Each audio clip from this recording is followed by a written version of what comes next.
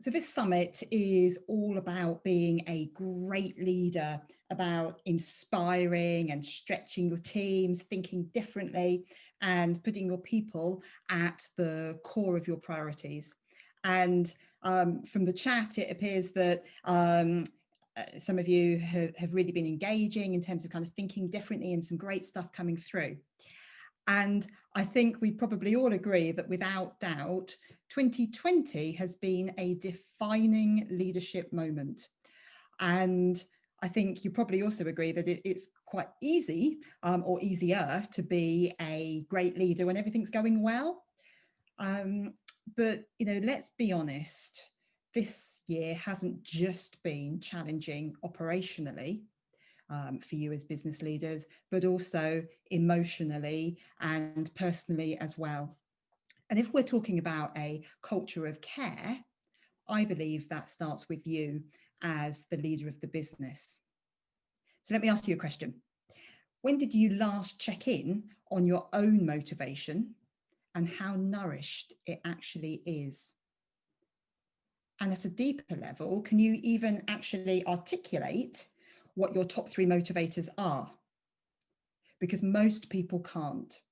And if you can't articulate what motivates yourself, how can you possibly know what motivates your team? James Groves, who is a recent client of mine, I think summed it up really well when he said this: if you're a managing director, can you honestly write down the top 3 motivators of each of your management team? If you then gave them the piece of paper, would they hand on heart agree with what you've said?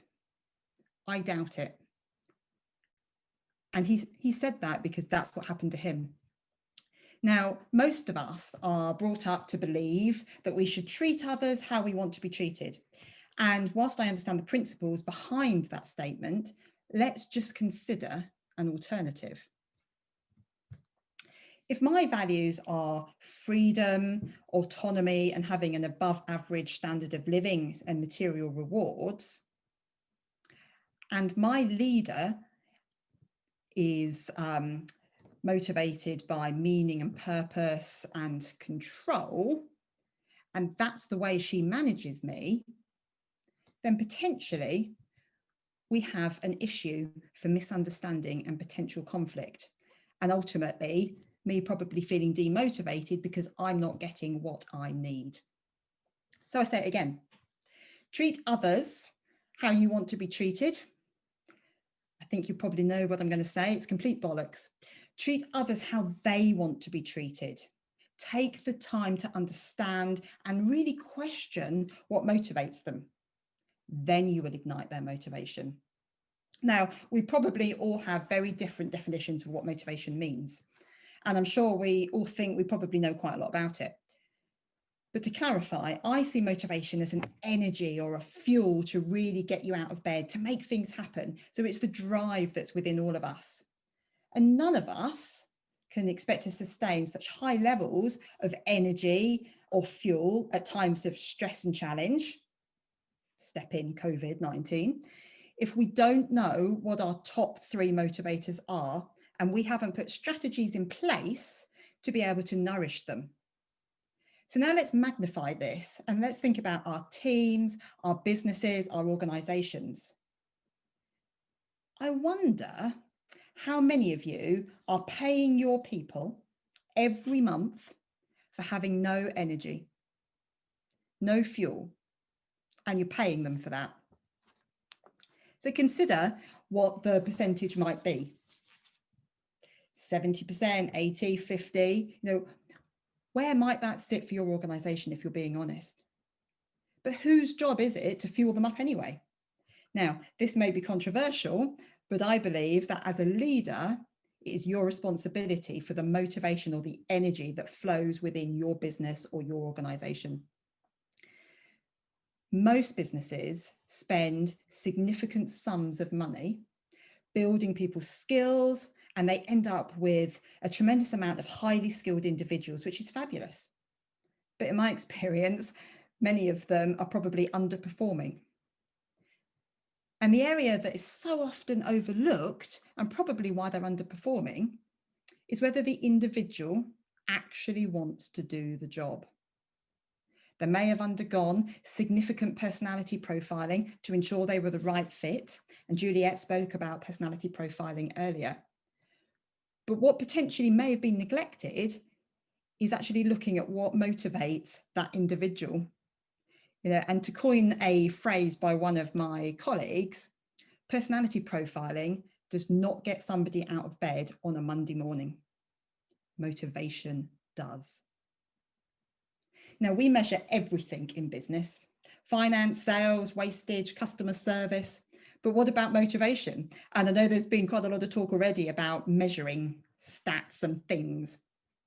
But I believe this is really, truly important. How can we put a tangible and accurate measure against something like motivation, which is thought to be kind of a feeling?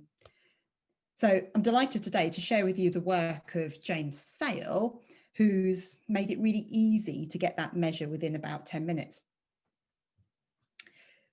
So after years of research, James has taken the work of Maslow, which I'm sure you're all probably very familiar with, the Enneagram, which is a personality profiling tool, and Edgar Schein's career anchors. And he's identified that we all have 9 motivators in us. So we've all got these 9 motivators. There's no right or wrong or good or bad, because we all have all 9. James has then created some technology called motivational maps, which identifies which of these motivators are more important for us at a specific point in time. And when we talk about motivation, what we're really talking about is our values. And we know our values change as we continue our kind of journey through life. So this isn't static like personality. This is something that changes. What's really deeply interesting is that the motivational map indicates how fulfilled each of these motivators are. So, as Juliet said earlier, there is no silver bullet to leadership, but through motivational maps, we can actually see how motivated somebody is. And secondly, what's important to them. So then we now know, as their line manager, how to manage them and how to get the best out of them. So let me give you a really quick description of the 9 motivators that James has identified. So the motivators are split into 3 different clusters that all kind of want different things. This green cluster is all about relationships, and they tend to want to be safe and tend to move a little bit slower than the other motivators. And what I think would be fantastic is if you, because we're talking about you, because I believe motivation starts at the top with the leader, as I'm describing these motivators, see if you recognize yourself in any of them.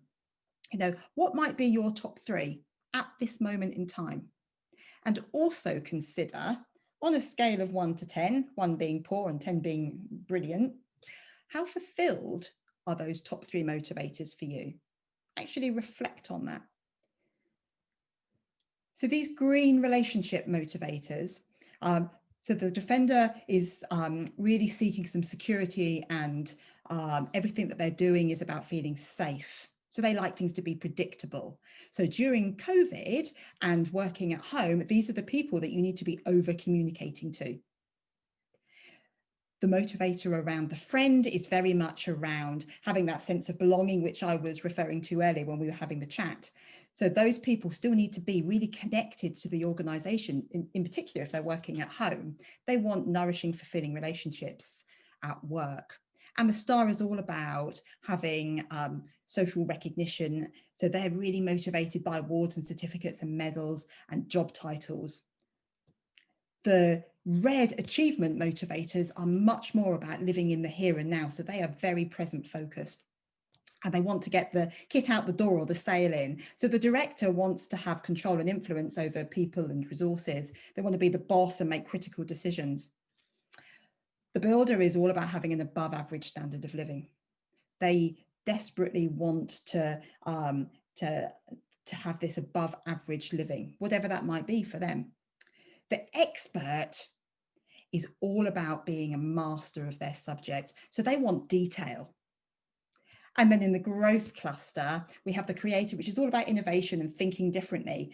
So as you can imagine, there's probably quite a lot of the speakers that we've spoken to already are kind of falling into this creative, let's think differently, let's innovate with regards to leadership. The spirit is all about freedom and autonomy, and how can we, how can I move forward? And I don't want people making decisions for me. I just want to be free. And then the searcher ultimately just wants to be able to make a difference and to have meaning and purpose in their life. And they really want to work in organizations that has the same core values as them. So that's the motivators. I hope that you're kind of starting to see which of those motivators might be in your top 3. Now, one of the really interesting things that James Sale has identified is that some of these motivators may experience some potential conflict with each other. Now, some of that might be internal in you as an individual. So I have some clients that really want freedom and autonomy, yet they also really want control and influence. And how does that play out? Not great. So I have one client in particular that wants to go out fishing, but he also wants to control. So when he goes out fishing for the day, he's on the phone to the office, controlling and influencing. Alternatively, the conflict may manifest itself externally within teams. And this is the bit that's really deeply interesting, because if you have the same situation in a team, that's where you might start to see some conflict or some potential tension or misunderstanding between individuals. So if you have a manager really managing somebody, like the example I gave earlier, that's really going to turn me off. So just imagine if we knew this and we could speak the right language to each other, and suddenly we have a real situation of win-win. Now, magnify this to all the conversations and all the interactions that are happening in your business today, and suddenly you're putting the energy back into your workforce, to those people that you're paying.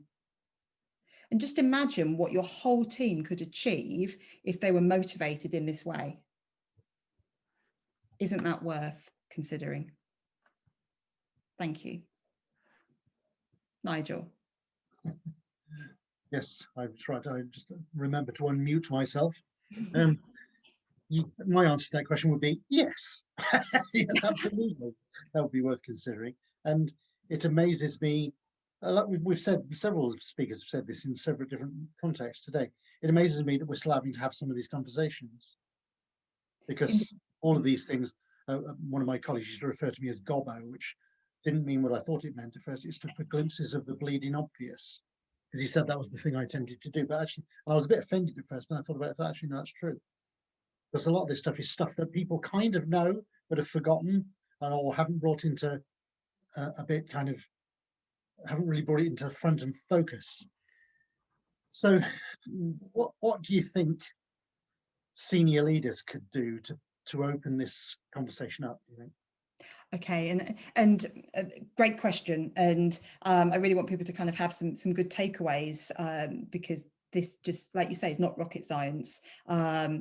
And I think there was some chat earlier around it's not just the leader's job, but it's kind of managers, and absolutely, I believe that let's empower our managers to be able to manage our teams and understand our teams' motivators. So absolutely, that would be the first thing that I would be making sure happens. And really, there's one question that I always say to people, and I've been saying this a lot, and to me this doesn't feel like rocket science, but the one question is, how do you want to be managed? That's not a, it's not a challenging question, is it? But actually, how many people actually ask their direct reports, how would you like to be managed? You're now working at home. How would you like to be managed? And that involves everything in terms of the amount that we communicate, how we communicate, what information you want to know, how can, what's important to you, or you're in a manufacturing environment and you're now on shift changes, how do you want me to manage that for you? So it's the question that I just think is critical. Yes, absolutely. It takes a degree of self-confidence and courage to be prepared to listen to the answer, doesn't it? Which is It does.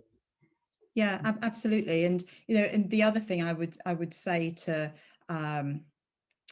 in terms of what leaders could be doing, is to open up that kind of conversation, because we're not talking about personality, which some people struggle with because they're worried that they might be pigeonholed into being 4 letters or red, green, blue, whatever. We're not talking about that. We're talking about actually what motivates and once kind of what motivates you, how you can nourish that yourself, and your manager also knows how to talk to you, so you just have better conversations. And most people get fed up with me because I'm talking about it all the time in terms of this is what I need, what do you need, and I know that I'm not a high expert when we think about those 9 motivators. I don't want all the detail, I just want 3 bullet points. What's the headlines?